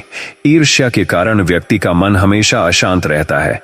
वह दूसरों की सफलता को देखकर दुखी होता है और अपनी उपलब्धियों में सुख नहीं पाता। रिश्तों में दरार। ईर्ष्या के कारण व्यक्ति अपने प्रियजनों, मित्रों और सहकर्मियों से दूर हो जाता है। वह दूसरों की प्रगति को बर्दाश्त नहीं कर पाता, जिससे रिश्ते टूट जाते हैं। उदाहरण के लिए, एक मित्र का अपने मित्र की सफलता से जलन करना रिश्ते में कड़वाहट लाता है। नैतिक पतन। ईर्ष्या व्यक्ति को अनैतिक कार्यों की ओर ले जाती है। वह दूसरों को नीचा दिखाने के लिए झूठ, धोखा या षड्यंत्र रच सकता है। आध्यात्मिक हानि। ईर्ष्या हमें भगवान से दूर ले जाती है। जब हम दूसरों की प्रगति से जलते हैं तो हमारा मन भक्ति और ध्यान में नहीं लगता। यह हमें महादेव की कृपा से वंचित कर देता है। सामाजिक अशांति। ईर्ष्या समाज में वैमनस्य और प्रतिस्पर्धा को बढ़ावा देती है। जब लोग एक दूसरे से जलन करते हैं तो समाज में एकता और सहयोग कम हो जाता है। शास्त्रों में ईर्ष्या का उल्लेख। हमारे शास्त्रों में ईर्ष्या को एक गंभीर पाप माना गया है। भगवद गीता में भगवान श्री कृष्ण कहते हैं, कामः क्रोधः तथा लोभः तस्मात् एतत्त्रयम् त्यजेत्। गीता अध्याय 16 श्लोक 21। हालांकि यहाँ ईर्ष्या का सीधा उल्लेख नहीं है, लेकिन ईर्ष्या को क्रोध और लोभ से जोड़ा जाता है, क्योंकि यह इन पापों का परिणाम हो सकती है। शिव पुराण में भी ईर्ष्या को एक ऐसी भावना बताया गया है जो भक्ति के मार्ग में बाधा डालती है। जो व्यक्ति ईर्ष्या में डूबा रहता है वह महादेव के चरणों में सच्चे मन से नहीं पहुंच सकता। ईर्ष्या से मुक्ति। महादेव की शरण। महादेव जो प्रेम और करुणा के सागर है, हमें ईर्ष्या से मुक्ति का मार्ग दिखाते हैं। उनके जीवन में कई उदाहरण हैं जहां उन्होंने ईर्ष्या को परास्त किया। उदाहरण के लिए, जब देवता और असुर अमृत के लिए आपस में लड़े तो महादेव ने निष्पक्षता और करुणा दिखाई। आइए कुछ उपाय देखें जो हमें ईर्ष्या से मुक्ति दिला सकते हैं। संतोष का अभ्यास। संतोष ईर्ष्या का सबसे बड़ा शत्रु है। जो आपके पास है उसमें खुश रहना सीखें। हर दिन महादेव को धन्यवाद दें कि उन्होंने आपको जीवन और सुख दिया। महादेव की भक्ति। ओम नमः शिवाय मंत्र का जाप करें। यह मंत्र आपके मन को शुद्ध करता है और ईर्ष्या की भावना को कम करता है। हर सोमवार को शिवलिंग पर जल और बिल्व पत्र चढ़ाएं। यह पूजा आपके मन को शांत करती है। दूसरों की प्रशंसा। दूसरों की सफलता की प्रशंसा करें। जब आप दूसरों की प्रगति में खुशी मनाते हैं तो ईर्ष्या आपके मन में जगह नहीं बनाती। ध्यान और आत्मचिंतन। हर दिन कुछ समय निकालकर ध्यान करें। अपने मन से पूछें, मैं दूसरों की सफलता से क्यों जलता हूं। महादेव का ध्यान करें और उनसे प्रार्थना करें कि वे आपके मन को शुद्ध करें। सेवा और दान। दूसरों की सेवा करें। गरीबों को भोजन दें। जरूरतमंदों की मदद करें। यह आपके मन को ईर्ष्या से मुक्त करेगा और आपको महादेव की कृपा प्राप्त होगी। एक और कहानी। ईर्ष्या पर विजय। एक गांव में एक कुम्हार रहता था जिसका नाम था रमेश। रमेश अपने काम में बहुत कुशल था, लेकिन वह अपने पड़ोसी कुम्हार सुरेश से जलन करता था क्योंकि सुरेश के बर्तन अधिक बिकते थे। रमेश ने सुरेश के खिलाफ गांव में अफवाहें फैलानी शुरू की, लेकिन सुरेश एक सच्चा शिव भक्त था। वह हर दिन महादेव के मंदिर में जाता और प्रार्थना करता। एक दिन एक साधु गांव में आए। उन्होंने रमेश को समझाया, रमेश, तुम्हारी ईर्ष्या तुम्हें नष्ट कर देगी। महादेव की शरण में जाओ और अपने मन को शुद्ध करो। रमेश ने साधु की सलाह मानी। उसने सुरेश से क्षमा मांगी और महादेव की भक्ति शुरू की। उसने ओम नमः शिवाय मंत्र का जाप किया और हर सोमवार को शिवलिंग पर जल चढ़ाया। धीरे धीरे उसका मन शांत हुआ और वह ईर्ष्या से मुक्त हो गया। रमेश और सुरेश ने मिलकर काम करना शुरू किया और दोनों की कला गांव में प्रसिद्ध हो गई। ईर्ष्या और अन्य पापों का जिक्र। ईर्ष्या उन 15 पापों में से एक है जो मनुष्य को बर्बादी की ओर ले जाते हैं। अन्य पाप जैसे क्रोध, लोभ, मोह, अहंकार और हिंसा भी मनुष्य को अधर्म के रास्ते पर ले जाते हैं। ईर्ष्या इन पापों को बढ़ावा देती है क्योंकि यह हमें दूसरों के प्रति द्वेष करने के लिए प्रेरित करती है। उदाहरण के लिए, ईर्ष्या के कारण व्यक्ति क्रोधित होता है और क्रोध उसे हिंसा की ओर ले जाता है। लेकिन महादेव की कृपा से इन सभी पापों से मुक्ति संभव है। निष्कर्ष, महादेव की शरण में शांति। ईर्ष्या एक ऐसा जहर है जो हमारे मन को खा जाता है, लेकिन महादेव की भक्ति इस जहर को दूर कर सकती है। भोलेनाथ हमें सिखाते हैं कि सच्चा सुख दूसरों की सफलता में खुशी मनाने और संतोष में है। हर दिन कुछ समय निकालकर महादेव की पूजा करें, उनके मंत्रों का जाप करें और अपने मन को शुद्ध करें। पाप का छठा लक्षण परिचय। हिंसा का स्वरूप। नमस्ते मेरे प्यारे भक्तों, हमारी आध्यात्मिक यात्रा का छठा पड़ाव है हिंसा। वह पाप जो मनुष्य के हृदय को कठोर बनाता है, उसे दूसरों को दुख देने के लिए प्रेरित करता है और अंततः उसे बर्बादी की ओर ले जाता है। हिंसा केवल शारीरिक नहीं बल्कि मानसिक और भावनात्मक भी हो सकती है। यह वह भाव है जो हमें दूसरों के प्रति करुणा और प्रेम से विमुख करता है। लेकिन भगवान महादेव, जो करुणा और शांति के सागर हैं, हमें इस पाप से मुक्ति का मार्ग दिखाते हैं। आज हम हिंसा के स्वरूप, इसके प्रभाव और महादेव की भक्ति से इसकी मुक्ति के रास्ते को समझेंगे। हिंसा क्या है? यह वह कार्य या भाव है जो किसी अन्य प्राणी को शारीरिक, मानसिक या भावनात्मक रूप से चोट पहुंचाता है। हिंसा केवल दूसरों को मारना या चोट पहुंचाना नहीं है। यह कठोर शब्दों, अपमान या दूसरों को नीचा दिखाने में भी प्रकट होती है। हमारे शास्त्रों में हिंसा को पाप के 15 लक्षणों में से एक गंभीर लक्षण माना गया है, जो क्रोध, लोभ, मोह, अहंकार, ईर्ष्या और अन्य पापों के साथ मिलकर मनुष्य को अधर्म की ओर ले जाता है। आइए इस प्रवचन को एक पौराणिक कथा से शुरू करते हैं। कहानी। हिंसा का परिणाम। प्राचीन काल में एक वन में एक शिकारी रहता था जिसका नाम था कालिदास।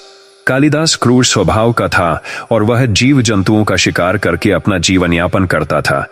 वह बिना किसी कारण के जंगल के प्राणियों को मार डालता और उनकी खाल बेचता। उसका हृदय इतना कठोर था कि उसे किसी की पीड़ा का कोई एहसास नहीं था। एक दिन वह एक सुंदर हिरण का पीछा करते हुए एक प्राचीन शिव मंदिर के पास पहुंचा। उस मंदिर में एक साधु तपस्या कर रहे थे। साधु ने कालिदास को देखा और कहा, कालिदास, तुम्हारी हिंसा तुम्हें और इस प्रकृति को नष्ट कर रही है। यह जंगल महादेव का निवास है। उनके प्राणियों को चोट पहुंचाना पाप है। कालिदास ने साधु की बात को अनसुना कर दिया और हिरण का शिकार कर लिया। लेकिन जैसे ही उसने हिरण को मारा, एक तेज रोशनी मंदिर से निकली और महादेव स्वयं प्रकट हुए। महादेव ने कालिदास से कहा, कालिदास, तुम्हारी हिंसा ने तुम्हारे मन को अंधा कर दिया है। मेरी शरण में आओ और करुणा का मार्ग अपनाओ। कालिदास भयभीत हो गया और उसने महादेव के चरणों में सिर झुकाया। उसने अपनी हिंसा के लिए क्षमा मांगी और साधु के मार्गदर्शन में महादेव की भक्ति शुरू की। उसने शिकार छोड़ दिया और जंगल के प्राणियों की रक्षा करने का व्रत लिया। धीरे धीरे उसका हृदय करुणा से भर गया और वह एक सच्चा शिव भक्त बन गया। यह कहानी हमें सिखाती है कि हिंसा हमें अधर्म की ओर ले जाती है, लेकिन महादेव की कृपा से हम इस पाप से मुक्त हो सकते हैं। हिंसा का प्रभाव। बर्बादी का रास्ता। हिंसा एक ऐसा पाप है जो मनुष्य को अंदर से खोखला कर देता है। यह न केवल दूसरों को बल्कि स्वयं हिंसक व्यक्ति को भी नष्ट करता है। आइए इसके प्रभावों को समझें। मन की अशांति। हिंसा करने वाला व्यक्ति कभी शांत नहीं रह सकता। उसका मन हमेशा क्रोध, भय या अपराध बोध से भरा रहता है। यह अशांति उसे सुख से वंचित कर देती है। रिश्तों का विनाश। हिंसा के कारण व्यक्ति अपने प्रियजनों और समाज से दूर हो जाता है। कठोर शब्द या शारीरिक हिंसा रिश्तों में दरार डालती है। उदाहरण के लिए, एक व्यक्ति का अपने परिवार पर गुस्सा करना या अपमानजनक व्यवहार करना रिश्तों को तोड़ देता है। नैतिक पतन। हिंसा व्यक्ति को अनैतिकता की ओर ले जाती है। वह दूसरों को चोट पहुंचाने के लिए झूठ, धोखा या अन्याय कर सकता है। आध्यात्मिक हानि। हिंसा हमें भगवान से दूर ले जाती है। जब हम दूसरों को दुख देते हैं तो हमारा मन भक्ति और ध्यान में नहीं लगता। यह हमें महादेव की कृपा से वंचित कर देता है। सामाजिक अशांति, हिंसा समाज में वैमनस्य और अराजकता को बढ़ावा देती है। जब लोग एक दूसरे के प्रति हिंसक होते हैं तो समाज में शांति और एकता नष्ट हो जाती है। शास्त्रों में हिंसा का उल्लेख, हमारे शास्त्रों में हिंसा को एक गंभीर पाप माना गया है। भगवद गीता में भगवान श्री कृष्ण कहते हैं, अहिंसा सत्यमस्तेन शौचमिंद्रिय निग्रह। गीता अध्याय 13 श्लोक 7, अर्थात अहिंसा, सत्य, अस्तेय, चोरी न करना, शौच, पवित्रता और इंद्रिय निग्रह ये ज्ञान के लक्षण हैं। इससे यह स्पष्ट है कि अहिंसा धर्म का एक प्रमुख हिस्सा है। शिव पुराण में भी कहा गया है कि जो व्यक्ति हिंसा त्याग कर करुणा और प्रेम का मार्ग अपनाता है वह महादेव के चरणों में स्थान प्राप्त करता है। हिंसा से मुक्ति, महादेव की शरण। महादेव जो शांति और करुणा के प्रतीक हैं, हमें हिंसा से मुक्ति का मार्ग दिखाते हैं। उनके जीवन में कई उदाहरण हैं जहां उन्होंने हिंसा को शांत किया। उदाहरण के लिए, जब भस्मासुर ने अपनी शक्ति का दुरुपयोग किया तो महादेव ने उसे करुणा और बुद्धि से परास्त किया। आइए कुछ उपाय देखें जो हमें हिंसा से मुक्ति दिला सकते हैं। अहिंसा का अभ्यास। अहिंसा का सबसे बड़ा शत्रु है करुणा। सभी प्राणियों के प्रति दया और प्रेम का भाव रखें। हर दिन महादेव से प्रार्थना करें कि वे आपको हिंसा से मुक्त करें और करुणा का आशीर्वाद दें। महादेव की भक्ति। ओम नमः शिवाय मंत्र का जाप करें। यह मंत्र आपके मन को शुद्ध करता है और हिंसक विचारों को कम करता है। हर सोमवार को शिवलिंग पर जल, दूध और बिल्वपत्र चढ़ाएं।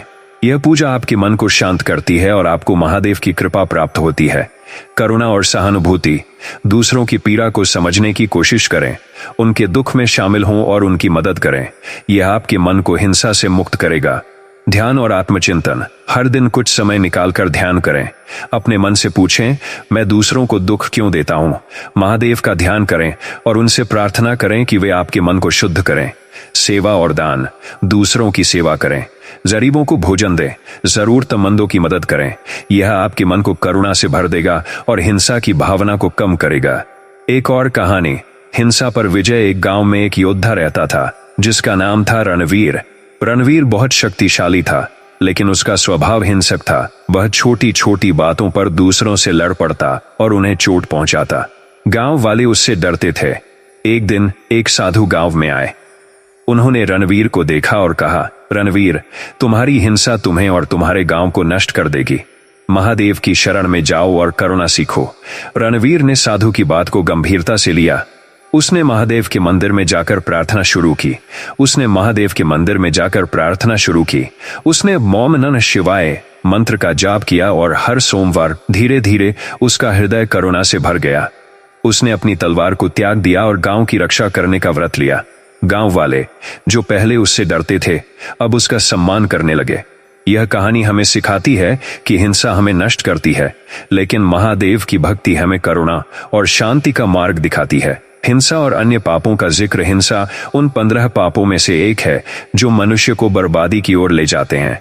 अन्य पाप जैसे क्रोध, लोभ, मोह, अहंकार और ईर्ष्या भी मनुष्य को अधर्म के रास्ते पर ले जाते हैं। हिंसा अक्सर इन पापों का परिणाम होती है। उदाहरण के लिए, क्रोध और ईर्ष्या के कारण व्यक्ति हिंसक हो सकता है, लेकिन महादेव की कृपा से इन सभी पापों से मुक्ति संभव है।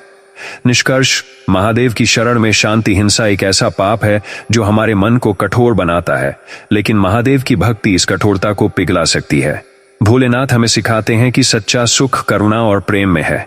हर दिन कुछ समय निकालकर महादेव की पूजा करें, उनके मंत्रों का जाप करें और अपने मन को शुद्ध करें।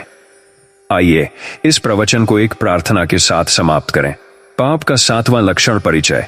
चोरी का स्वरूप। नमस्ते मेरे प्यारे भक्तों, हमारी आध्यात्मिक यात्रा का 7वां पड़ाव है चोरी। वह पाप जो मनुष्य को दूसरों का हक छीनने के लिए प्रेरित करता है, उसे नैतिकता और धर्म से दूर ले जाता है और अंततः उसे बर्बादी की ओर धकेल देता है। चोरी केवल धन या संपत्ति लेना नहीं है, यह किसी का समय, सम्मान या विश्वास छीनना भी है। यह वह भाव है जो हमें स्वार्थ और लालच की ओर ले जाता है। लेकिन भगवान महादेव, जो सत्य और न्याय के प्रतीक हैं, हमें इस पाप से मुक्ति का मार्ग दिखाते हैं। आज हम चोरी के स्वरूप, इसके प्रभाव और महादेव की भक्ति से इसकी मुक्ति के रास्ते को समझेंगे। चोरी क्या है? यह वह कार्य है जिसमें हम बिना अधिकार के किसी और की वस्तु, अधिकार या सम्मान को हड़प लेते हैं। यह केवल भौतिक चीजों तक सीमित नहीं है, यह विचारों, अवसरों या किसी की मेहनत का श्रेय लेने में भी हो सकती है। हमारे शास्त्रों में चोरी को पाप के 15 लक्षणों में से एक गंभीर लक्षण माना गया है, जो क्रोध, लोभ, मोह, अहंकार, ईर्ष्या, हिंसा और अन्य पापों के साथ मिलकर मनुष्य को अधर्म की ओर ले जाता है। आइए इस प्रवचन को एक पौराणिक कथा से शुरू करते हैं। कहानी: चोरी का परिणाम। प्राचीन काल में एक गांव में एक व्यापारी रहता था जिसका नाम था रतन। रतन बहुत चतुर था, लेकिन उसका मन लालच और स्वार्थ से भरा था। वह अपने पड़ोसी एक गरीब किसान विष्णु की मेहनत से उगाई फसलों को चुराकर बाजार में बेच देता था। विष्णु मेहनत करता, लेकिन उसकी फसलें गायब हो जाती और वह गरीबी में डूबता चला गया। रतन की संपत्ति बढ़ती गई, लेकिन उसका मन शांत नहीं था। उसे हमेशा डर रहता कि उसकी चोरी का राज खुल जाएगा। एक दिन विष्णु ने अपनी परेशानी एक साधु को बताई। साधु ने कहा, विष्णु, तुम महादेव के भक्त हो, अपनी परेशानी उनके चरणों में रखो। विष्णु ने मंदिर में जाकर महादेव से प्रार्थना की, हे भोलेनाथ, मेरी मेहनत का फल कोई छीन रहा है, मुझे न्याय दो। उसी रात महादेव ने रतन को स्वप्न में दर्शन दिए और कहा, रतन, तुम्हारी चोरी तुम्हें बर्बाद कर देगी। सत्य का मार्ग अपनाओ और विष्णु से क्षमा मांगो। रतन भयभीत हो गया। उसने अगले दिन विष्णु से अपनी गलती स्वीकार की और उसकी सारी हानि की भरपाई की। उसने महादेव के मंदिर में जाकर प्रायश्चित किया और ओम नमः शिवाय मंत्र का जाप शुरू किया। धीरे धीरे उसका मन शुद्ध हुआ और वह एक ईमानदार व्यापारी बन गया। विष्णु ने उसे माफ कर दिया और दोनों ने मिलकर गांव की भलाई के लिए काम किया। यह कहानी हमें सिखाती है कि चोरी हमें क्षणिक सुख दे सकती है, लेकिन वह हमारे मन को अशांत और हमारे जीवन को बर्बाद कर देती है। महादेव की कृपा से हम इस पाप से मुक्त हो सकते हैं। चोरी का प्रभाव: बर्बादी का रास्ता। चोरी एक ऐसा पाप है जो मनुष्य को अंदर से खोखला कर देता है। यह न केवल पीड़ित को बल्कि चोर को भी नष्ट करता है। आइए इसके प्रभावों को समझें। मन की अशांति: चोरी करने वाला व्यक्ति हमेशा भय और अपराध बोध में जीता है। उसे डर रहता है कि उसकी चोरी का राज खुल जाएगा, जिससे उसका मन कभी शांत नहीं रहता। रिश्तों में टूटन: चोरी के कारण व्यक्ति का अपने परिवार, मित्रों और समाज से विश्वास टूट जाता है। जब चोरी का पता चलता है तो लोग उससे दूरी बना लेते हैं। उदाहरण के लिए, एक व्यक्ति जो अपने सहकर्मी का श्रेय चुराता है, वह कार्यस्थल पर सम्मान खो देता है। नैतिक पतन: चोरी व्यक्ति को अनैतिकता की ओर ले जाती है। यह उसे झूठ बोलने, धोखा देने और अन्य पापों की ओर प्रेरित करती है। आध्यात्मिक हानि: चोरी हमें भगवान से दूर ले जाती है। जब हम दूसरों का हक छीनते हैं तो हमारा मन भक्ति और ध्यान में नहीं लगता। यह हमें महादेव की कृपा से वंचित कर देता है। सामाजिक अशांति: चोरी समाज में अविश्वास और अराजकता को बढ़ावा देती है। जब लोग एक दूसरे का हक छीनते हैं तो समाज में एकता और सहयोग कम हो जाता है। शास्त्रों में चोरी का उल्लेख: हमारे शास्त्रों में चोरी को एक गंभीर पाप माना गया है। भगवद गीता में भगवान श्री कृष्ण कहते हैं, अहिंसा सत्यमस्तेयन शौचमिंद्रियन ग्रह। गीता अध्याय 13 श्लोक 7, अर्थात अहिंसा, सत्य, अस्तेय, चोरी न करना, शौच और इंद्रिय निग्रह ये ज्ञान के लक्षण हैं। इससे स्पष्ट है कि चोरी न करना धर्म का एक प्रमुख हिस्सा है। शिव पुराण में भी कहा गया है कि जो व्यक्ति चोरी से दूर रहता है और सत्य का मार्ग अपनाता है, वह महादेव के चरणों में स्थान प्राप्त करता है। चोरी से मुक्ति: महादेव की शरण। महादेव, जो सत्य और न्याय के प्रतीक हैं, हमें चोरी से मुक्ति का मार्ग दिखाते हैं। उनके जीवन में कई उदाहरण हैं जहां उन्होंने सत्य और धर्म की रक्षा की।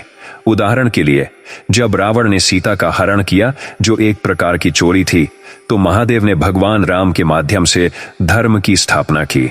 आइए कुछ उपाय देखें जो हमें चोरी से मुक्ति दिला सकते हैं। सत्य का अभ्यास: सत्य चोरी का सबसे बड़ा शत्रु है। हमेशा सत्य बोलें और दूसरों का हक न छीनें। हर दिन महादेव से प्रार्थना करें कि वे आपको सत्य और ईमानदारी का आशीर्वाद दें।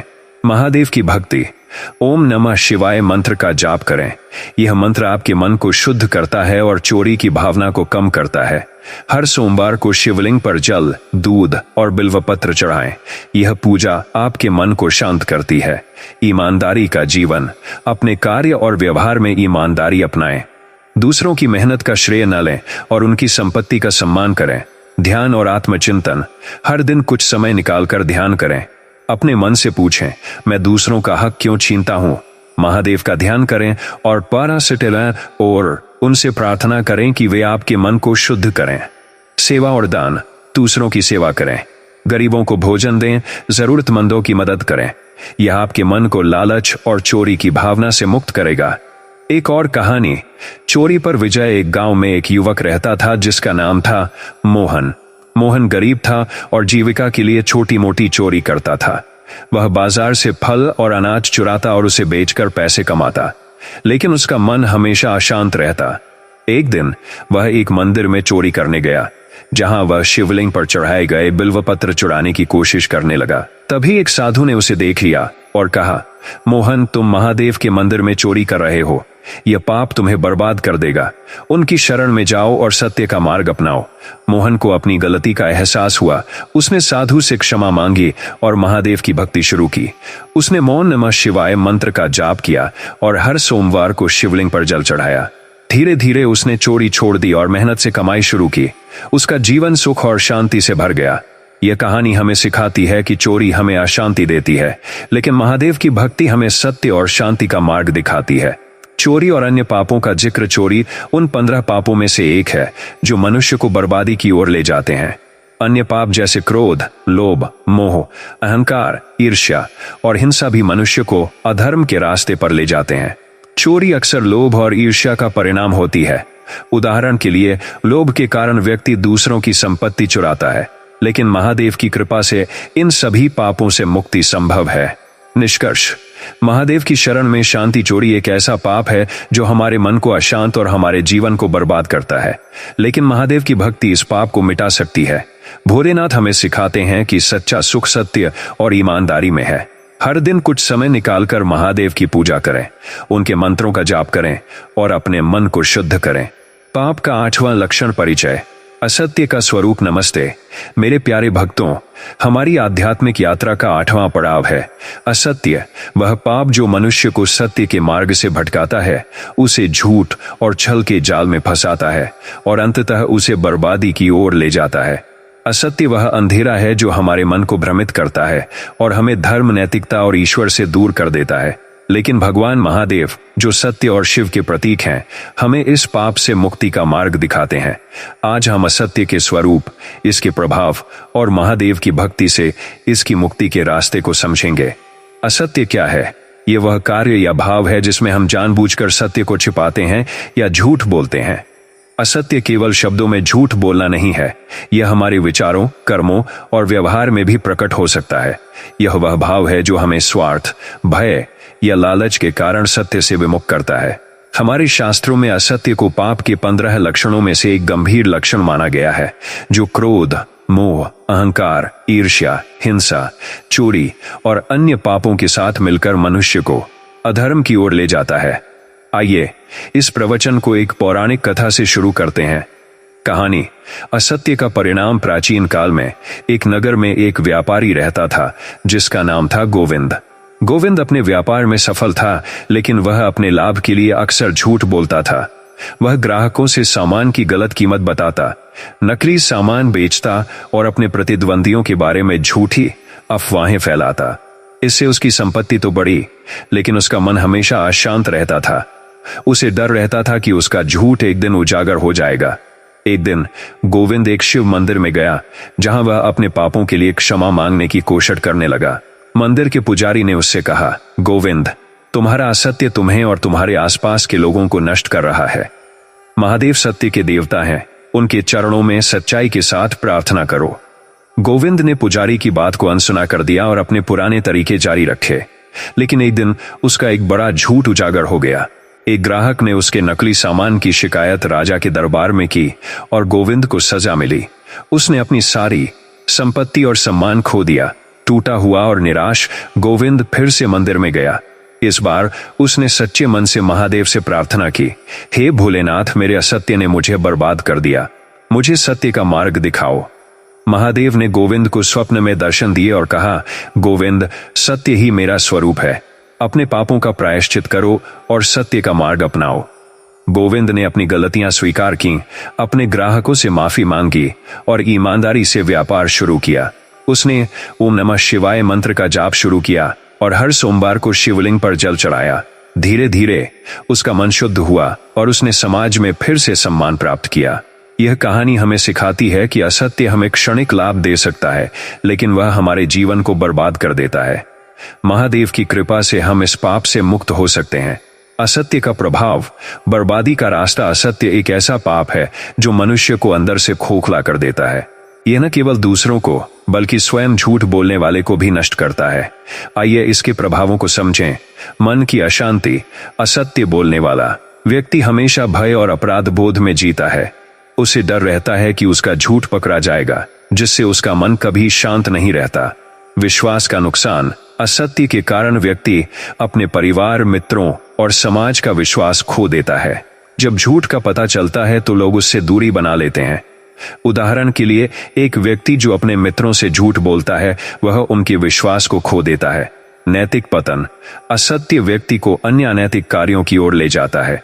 झूठ बोलने के लिए उसे और झूठ बोलने पड़ते हैं, जिससे वह चोरी, धोखा या हिंसा जैसे पापों की ओर बढ़ता है। आध्यात्मिक हानि। असत्य हमें भगवान से दूर ले जाता है। जब हम झूठ बोलते हैं तो हमारा मन भक्ति और ध्यान में नहीं लगता। यह हमें महादेव की कृपा से वंचित कर देता है। सामाजिक अशांति। असत्य समाज में अविश्वास और अराजकता को बढ़ावा देता है। जब लोग एक दूसरे से झूठ बोलते हैं तो समाज में एकता और सहयोग कम हो जाता है। शास्त्रों में असत्य का उल्लेख। हमारे शास्त्रों में असत्य को एक गंभीर पाप माना गया है। भगवद गीता में भगवान श्री कृष्ण कहते हैं, अहिंसा सत्यमस्तेन शौचमिंद्रिय निग्रह। गीता अध्याय 13 श्लोक 7 अर्थात अहिंसा, सत्य, अस्तेय, शौच और इंद्रिय निग्रह ये ज्ञान के लक्षण है। इससे स्पष्ट है कि सत्य धर्म का एक प्रमुख हिस्सा है। शिव पुराण में भी कहा गया है कि जो व्यक्ति सत्य का मार्ग अपनाता है वह महादेव के चरणों में स्थान प्राप्त करता है। असत्य को सत्य के विपरीत माना गया है और यह भक्ति के मार्ग में सबसे बड़ी बाधा है। असत्य से मुक्ति। महादेव की शरण। महादेव जो सत्य और शिव के प्रतीक हैं, हमें असत्य से मुक्ति का मार्ग दिखाते हैं। उनके जीवन में कई उदाहरण हैं जहां उन्होंने सत्य की रक्षा की। उदाहरण के लिए, जब रावण ने छल से सीता का हरण किया तो महादेव ने भगवान राम के माध्यम से सत्य और धर्म की स्थापना की। आइए कुछ उपाय देखें जो हमें असत्य से मुक्ति दिला सकते हैं। सत्य का अभ्यास। सत्य का सबसे बड़ा शत्रु है। हमेशा सत्य बोलें, चाहे वह कितना कठिन क्यों ना हो। हर दिन महादेव से प्रार्थना करें कि वे आपको सत्य का आशीर्वाद दें। महादेव की भक्ति। ओम नमः शिवाय मंत्र का जाप करें। यह मंत्र आपके मन को शुद्ध करता है और असत्य की भावना को कम करता है। हर सोमवार को शिवलिंग पर जल, दूध और बिल्व पत्र चढ़ाएं। यह पूजा आपके मन को शांत करती है। ईमानदारी का जीवन। अपने कार्य और व्यवहार में ईमानदारी अपनाएं। दूसरों के साथ सच्चाई और निष्पक्षता से व्यवहार करें। ध्यान और आत्मचिंतन। हर दिन कुछ समय निकालकर ध्यान करें। अपने मन से पूछें, मैं झूठ क्यों बोलता हूं। महादेव का ध्यान करें और उनसे प्रार्थना करें कि वे आपके मन को शुद्ध करें। सेवा और दान। दूसरों की सेवा करें, गरीबों को भोजन दें, जरूरतमंदों की मदद करें। यह आपके मन को असत्य से मुक्त करेगा और आपको महादेव की कृपा प्राप्त होगी। एक और कहानी। असत्य पर विजय। एक गांव में एक युवक रहता था जिसका नाम था रमेश।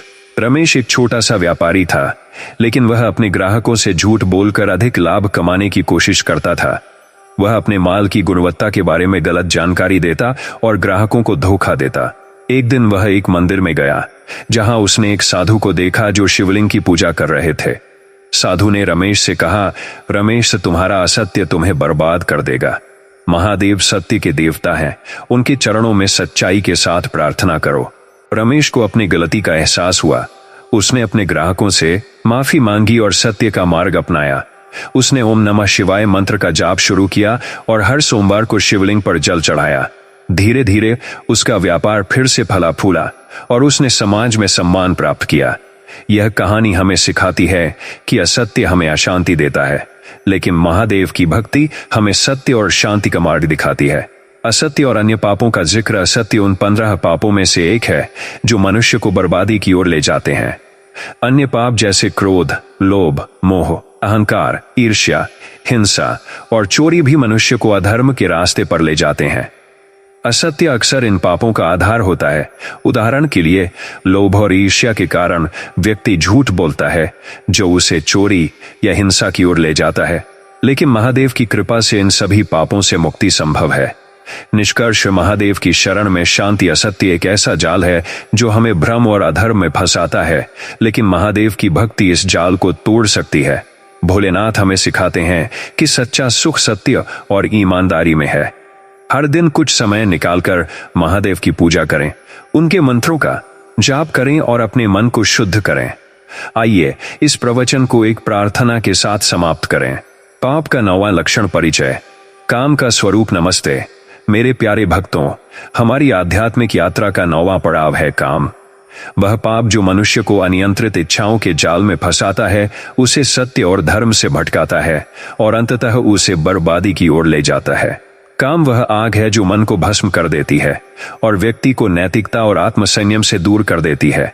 लेकिन भगवान महादेव, जो संयम और वैराग्य के प्रतीक हैं, हमें इस पाप से मुक्ति का मार्ग दिखाते हैं। आज हम काम के स्वरूप, इसके प्रभाव और महादेव की भक्ति से इसकी मुक्ति के रास्ते को समझेंगे। काम क्या है? यह वह अनियंत्रित इच्छा है जो मनुष्य को शारीरिक सुखों, वासना और भौतिक सुखों की ओर आकर्षित करती है। यह केवल शारीरिक वासना तक सीमित नहीं है, यह किसी भी अनियंत्रित इच्छा को शामिल करता है जो हमें स्वार्थ और अधर्म की ओर ले जाती है। हमारे शास्त्रों में काम को पाप के 15 लक्षणों में से एक गंभीर लक्षण माना गया है, जो क्रोध, लोभ, मोह, अहंकार, ईर्ष्या, हिंसा, चोरी, असत्य और अन्य पापों के साथ मिलकर मनुष्य को अधर्म की ओर ले जाता है। आइए इस प्रवचन को एक पौराणिक कथा से शुरू करते हैं। कहानी। काम का परिणाम। प्राचीन काल में एक ऋषि थे जिनका नाम था विश्वामित्र। विश्वामित्र अपनी तपस्या और विद्या के लिए प्रसिद्ध थे, लेकिन एक समय ऐसा आया जब वे काम के वश में आ गए। एक दिन वे जंगल में तपस्या कर रहे थे, तभी उनकी नजर अप्सरा मेनका पर पड़ी। मेनका की सुंदरता ने विश्वामित्र के मन को मोह लिया और उनकी तपस्या भंग हो गई। उन्होंने मेनका के साथ समय बिताना शुरू किया और अपनी तपस्या, धर्म और कर्तव्यों को भूल गए। कई वर्षों तक विश्वामित्र काम के जाल में फंसे रहे, लेकिन एक दिन उन्हें अपनी गलती का एहसास हुआ। वे कैलाश पर्वत पर गए और महादेव के चरणों में शरण मांगी। महादेव ने उन्हें दर्शन दिए और कहा, विश्वामित्र, काम तुम्हारी तपस्या का सबसे बड़ा शत्रु है। मेरी भक्ति में लीन हो जाओ और आत्म संयम का मार्ग अपनाओ। विश्वामित्र ने महादेव की सलाह मानी। उन्होंने ध्यान और भक्ति के माध्यम से अपने मन को नियंत्रित किया और फिर से तपस्या में लीन हो गए। अंततः वे एक महान ऋषि के रूप में प्रसिद्ध हुए। यह कहानी हमें सिखाती है कि काम हमें हमारे लक्ष्यों से भटका सकता है, लेकिन महादेव की कृपा से हम इस पाप से मुक्त हो सकते हैं। काम का प्रभाव। बर्बादी का रास्ता। काम एक ऐसा पाप है जो मनुष्य को अंदर से कमजोर कर देता है। यह न केवल व्यक्ति को, बल्कि उसके रिश्तों, समाज और आत्मा को भी नष्ट करता है। आइए इसके प्रभावों को समझें। मन की अशांति।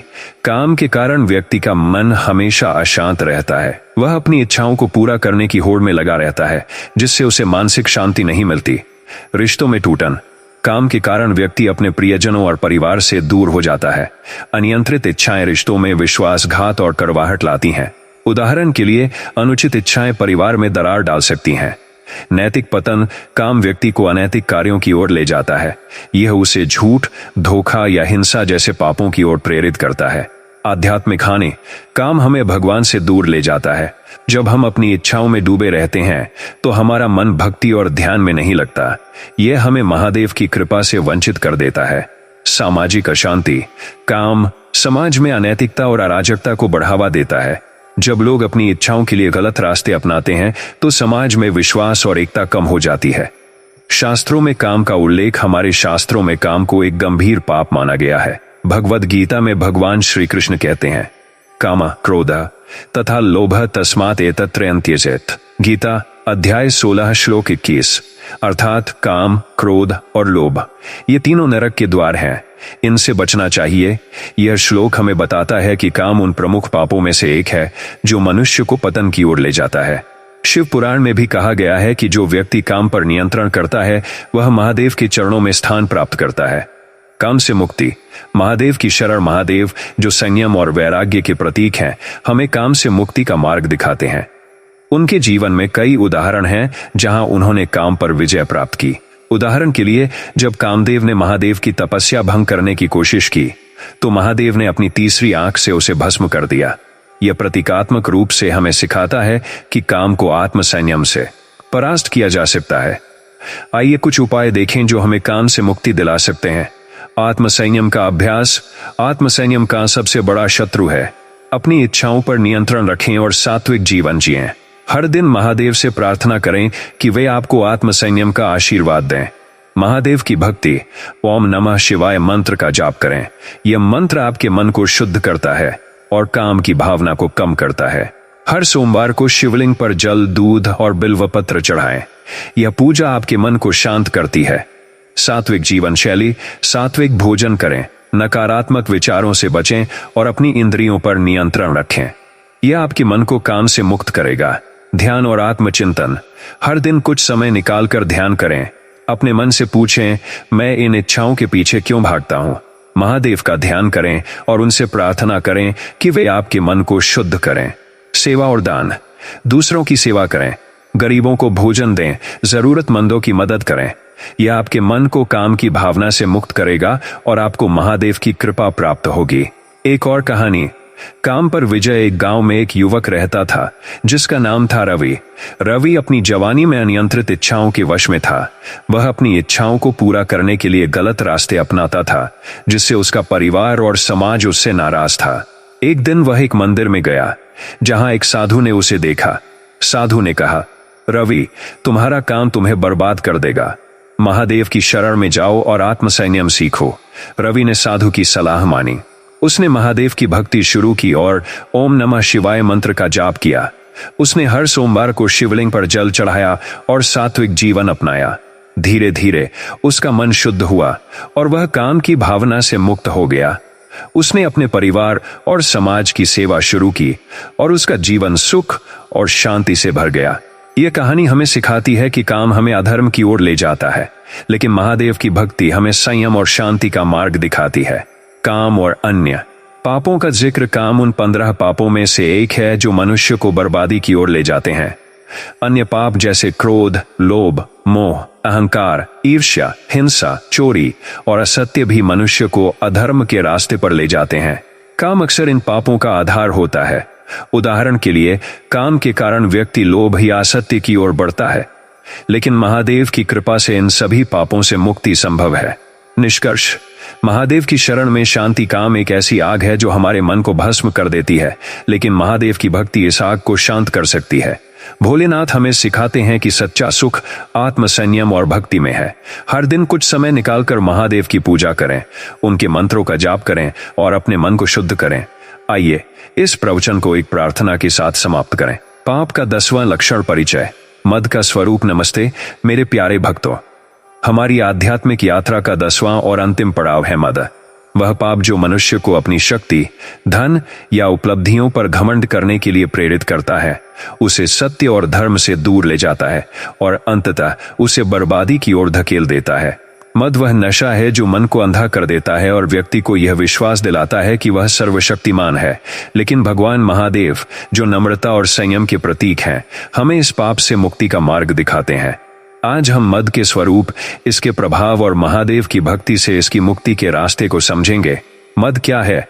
यह वह नशा है जो धन, शक्ति, सुंदरता, ज्ञान या किसी अन्य उपलब्धि के कारण उत्पन्न होता है। यह वह भाव है जो हमें दूसरों को छोटा समझने और स्वयं को सर्वोपरि मानने के लिए प्रेरित करता है। हमारे शास्त्रों में मद को पाप के 15 लक्षणों में से एक गंभीर लक्षण माना गया है, जो क्रोध, लोभ, मोह, अहंकार, ईर्ष्या, हिंसा, चोरी, असत्य, काम और अन्य पापों के साथ मिलकर मनुष्य को अधर्म की ओर ले जाता है। आइए इस प्रवचन को एक पौराणिक कथा से शुरू करते हैं। कहानी। मद का परिणाम। प्राचीन काल में एक राजा था जिसका नाम था नरेंद्र। नरेंद्र एक शक्तिशाली और धनी राजा था जिसने कई युद्ध जीते और अपने राज्य को समृद्ध बनाया, लेकिन उसकी सफलता ने उसे मद में चूर कर दिया। वह स्वयं को देवताओं के समान मानने लगा और प्रजा पर अत्याचार करने लगा। वह मंदिरों में जाने के बजाय अपनी प्रशंसा में कविताएं सुनना पसंद करता। उसका अहंकार और मद इतना बढ़ गया कि उसने महादेव के भक्तों का भी अपमान करना शुरू कर दिया।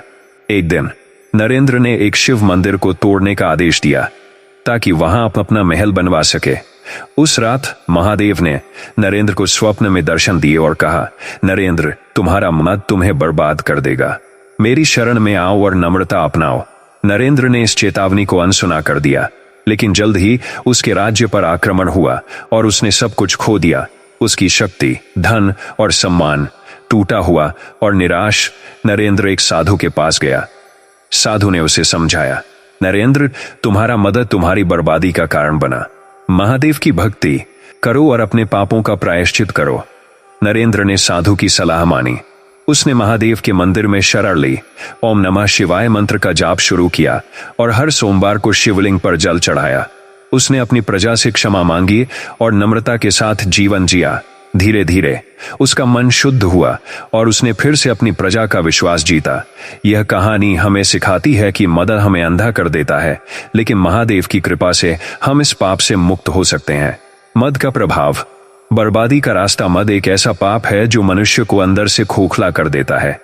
यह न केवल व्यक्ति को बल्कि उसके रिश्तों, समाज और आत्मा को भी नष्ट करता है। आइए इसके प्रभावों को समझें। मन की अशांति। मद के कारण व्यक्ति का मन हमेशा अशांत रहता है। वह अपनी श्रेष्ठता सिद्ध करने की होड़ में लगा रहता है, जिससे उसे मानसिक शांति नहीं मिलती। रिश्तों में टूटन। मद के कारण व्यक्ति अपने प्रियजनों और समाज से दूर हो जाता है। वह दूसरों को छोटा समझता है, जिससे रिश्ते टूट जाते हैं। उदाहरण के लिए, एक व्यक्ति जो अपनी शक्ति पर घमंड करता है, वह अपने मित्रों और परिवार का सम्मान खो देता है। नैतिक पतन। मद व्यक्ति को अनैतिक कार्यों की ओर ले जाता है। वह अपनी श्रेष्ठता सिद्ध करने के लिए झूठ, धोखा या हिंसा जैसे पाप कर सकता है। आध्यात्मिक हानि। मद हमें भगवान से दूर ले जाता है। जब हम स्वयं को सर्वोपरि मानते हैं तो हम भक्ति और समर्पण को भूल जाते हैं। यह हमें महादेव की कृपा से वंचित कर देता है। सामाजिक अशांति। मद समाज में वैमनस्य और असमानता को बढ़ावा देता है।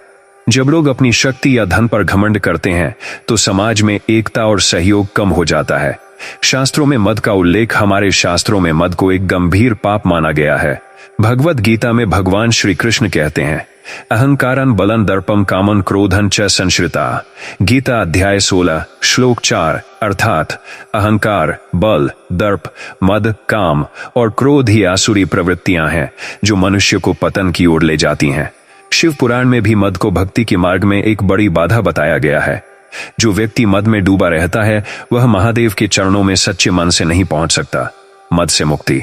महादेव की शरण। महादेव जो नम्रता और संयम के प्रतीक हैं, हमें मद से मुक्ति का मार्ग दिखाते हैं। उनके जीवन में कई उदाहरण हैं जहां उन्होंने मद को परास्त किया। उदाहरण के लिए, जब रावण अपने बल और ज्ञान पर मद में चूर था तो महादेव ने भगवान राम के माध्यम से उसे नम्रता का पाठ पढ़ाया।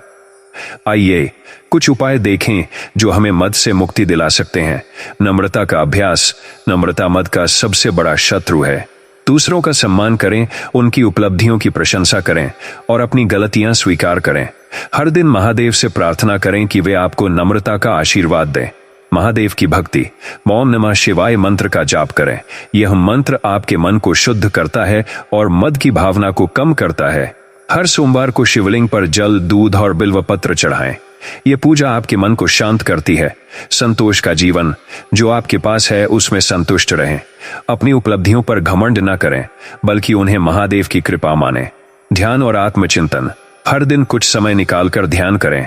अपने मन से पूछें, मैं अपनी उपलब्धियों पर घमंड क्यों करता हूं? महादेव का ध्यान करें और उनसे प्रार्थना करें कि वे आपके मन को शुद्ध करें। सेवा और दान। दूसरों की सेवा करें। गरीबों को भोजन दें, जरूरतमंदों की मदद करें। यह आपके मन को मद से मुक्त करेगा और आपको महादेव की कृपा प्राप्त होगी। एक और कहानी। मद पर विजय। एक गांव में एक विद्वान पंडित रहता था जिसका नाम था शास्त्री। शास्त्री अपनी विद्या पर बहुत घमंड करता था। वह दूसरों को छोटा समझता और हमेशा अपनी प्रशंसा सुनना चाहता था। एक दिन वह एक साधु से मिला।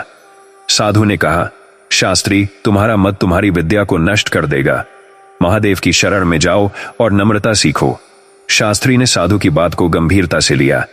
उसने महादेव की भक्ति शुरू की और ओम नमः शिवाय मंत्र का जाप किया। उसने हर सोमवार को शिवलिंग पर जल चढ़ाया और दूसरों की सेवा शुरू की। धीरे धीरे उसका मन शुद्ध हुआ और वह मद से मुक्त हो गया।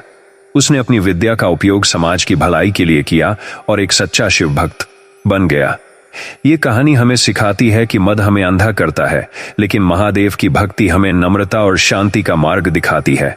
मद और अन्य पापों का जिक्र। मद उन 15 पापों में से एक है जो मनुष्य को बर्बादी की ओर ले जाते हैं। अन्य पाप जैसे क्रोध, लोभ, मोह, अहंकार, ईर्ष्या, हिंसा, चोरी, असत्य और काम भी मनुष्य को अधर्म के रास्ते पर ले जाते हैं। मद अक्सर इन पापों को बढ़ावा देता है। उदाहरण के लिए, मद के कारण व्यक्ति में अहंकार और ईर्ष्या जन्म लेती है, जो उसे हिंसा या असत्य की ओर ले जाती है। लेकिन महादेव की कृपा से इन सभी पापों से मुक्ति संभव है। निष्कर्ष, महादेव की शरण में शांति मद एक ऐसा नशा है जो हमारे मन को अंधा कर देता है, लेकिन महादेव की भक्ति इस नशे को उतार सकती है। भोलेनाथ हमें सिखाते हैं कि सच्ची महानता नम्रता और भक्ति में है। हमारी इस आध्यात्मिक यात्रा में हमने 10 पापों क्रोध, लोभ, मोह, अहंकार, ईर्ष्या, हिंसा, चोरी, असत्य, काम और मद के बारे में जाना। प्रत्येक पाप हमें अधर्म की ओर ले जाता है, लेकिन महादेव की कृपा हमें इन सब से मुक्ति दिला सकती है। हर दिन कुछ समय निकालकर महादेव की पूजा करें, उनके मंत्रों का जाप करें और अपने मन को शुद्ध करें।